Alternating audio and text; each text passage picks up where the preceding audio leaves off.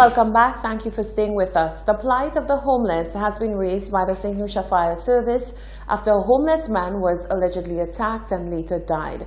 We put the question to the public: what can be done to better care for the homeless and prevent and address homelessness? Ça me veut dire, tout le monde qui a gagné la ben zombie, qui ça y a fait ces zombies, qui ça y a fait tous ces homeless là. Mais tous ces homeless là, c'est monde qu'on n'est pas de monde. Nous tous ces monde. Ça nous n'y pour faire, ça autorité n'y pour faire. C'est pour nous ça travailler assis ensemble avec tout secteur pour nous garder qui ça nous a fait pour nous ça aider ces monde là. Dans ces monde là pas juste pas ni pièce manière pour ça survive. Mais en compagnie ni famille qui ni caille qui ni terre qui ni tout bagaille et que ces monde juste venir en ville là présent. Now plus en plus on regarder chaque jour là on passe en ville là on voit petit bon homeless monde bon la place là venir. Ça juste pas regarder belle. Gouvernement, Ministry of Health, tout secteur, tout le monde a pays à niveau try. Si vous try mettre, mais si c'est en dehors la pli pour nous ça try mettre ces moussa dans caille en côté ces moussa ça bien propre yo until yo comprendre ko yo fait docteur là c'est supposé ni docteur qui va try garder about ces moussa là parce que si pas ça pli en pli quoi ouais c'est homeless là tout partout nous pour try best nous pour nous try garder ça nous ça fait pour nous ça aider ces monde pays. Well, I don't think any government can control this. For the past years, we have been having these people, they've been picked up, taken to homes. And as soon as you get them to the homes, a day or two, they are back in the same calamity down in Castries. Right in front of my business place, when I close about 5:36, they're just waiting to come and lie down. Right. Matter of fact, if you can show the spot where they lie, and this is them all at their bed, waiting for me to close. I don't know. And most of these people, as far as I understand, they have families all over the place, but they just take an attitude that they want to sleep under the thing. We expose themselves to bad weather and all kind of things. Even deaf, they can be killed here, and no one knows. You know, something has to be done, but doing it, there's no, as far as I've seen, there's no results happening. You do it today, tomorrow they're back. With me, I don't see nothing much can be done because all what that's need to be done it's already been done. Like they have places for them already. To me, all what I see is just like give them a little bit more attention and more love and stuff like that. That's what I could see for the time. I think they should have a place to put them because it's not nice when you see you like visitors come around and they bothering the people, and plus some of them they don't look good, some of them don't even smell good. I think it don't look good for the country. I think they should have a place to put them, a place to feed them.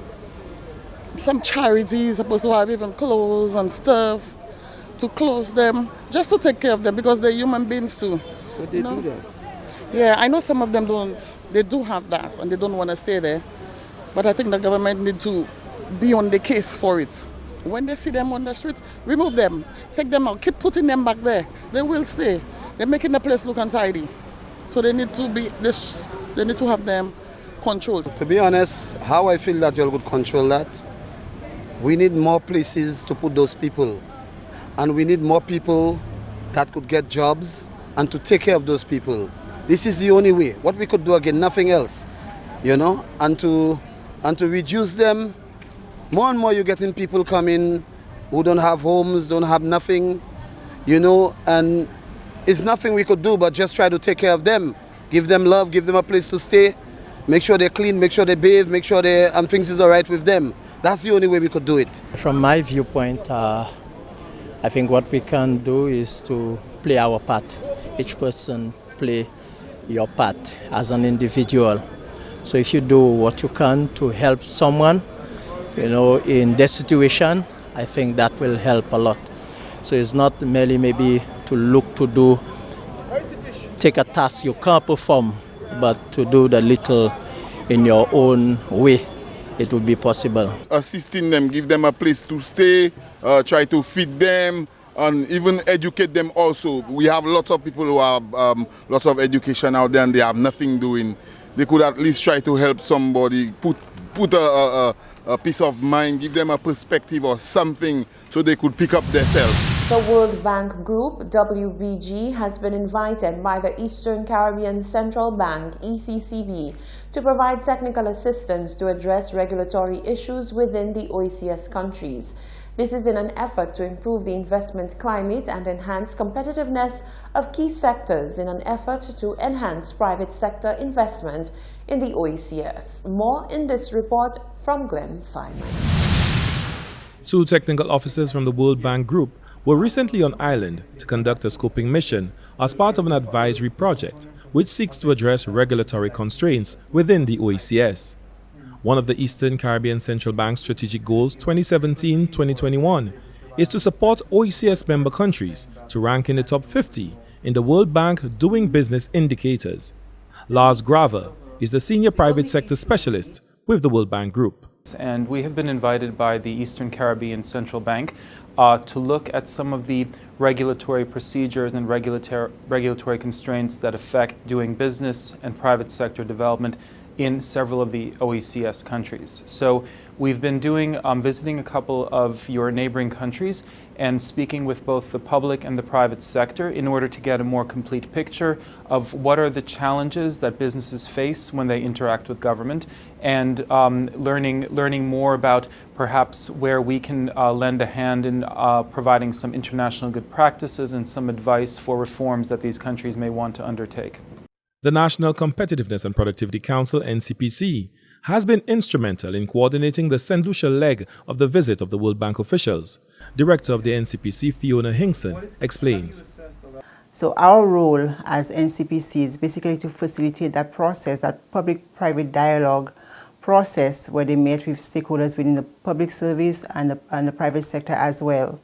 And many of the constraints identified included starting a business, getting licenses, accessing concessions, as well as constraints that the private sector have, especially when it comes to exporting their products in relation to certification and standards. Hinkson noted that this project fits perfectly with the mandate of the NCPC, particularly as it relates to the ease of doing business agenda.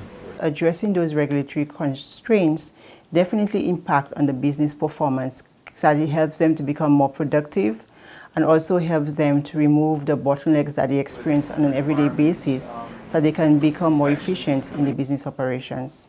The World Bank's senior private sector specialist said recommendations emanating from this project would include long-term, medium-term, and short-term solutions. People are very interested, especially in short-term solutions, what we call stroke-of-the-pen reforms, where a leading officer can simply by a stroke of the pen decide that this procedure is going to be made faster, or this information is going to be posted on the website. So these are the short-term recommendations that we can provide and on which government can quickly take action. Then there are the longer-term solutions where we may suggest, well, your legislation could be improved in order to be in compliance with international best practice, but we recognize that that may take a longer time. The St. Lucia leg of the World Bank project, dubbed Improving Business Regulations Within the OECS for Increased Competitiveness, was conducted July 1st to 2nd, 2019. For the National Competitiveness and Productivity Council, Glenn Simon reporting. Large numbers of young people consisting of recent graduates and unemployed youth are expected to participate in the 2019 Job and Career Readiness Fair scheduled for Wednesday the 10th of July at the Monrepo Combined School. The event will be the second of its kind following the successful inaugural Job Fair held in November 2015 at the Old Miku Infant School Annex. You're watching the Hot 7 Nightly News. It's now time for sports news with Tennyson Glasgow.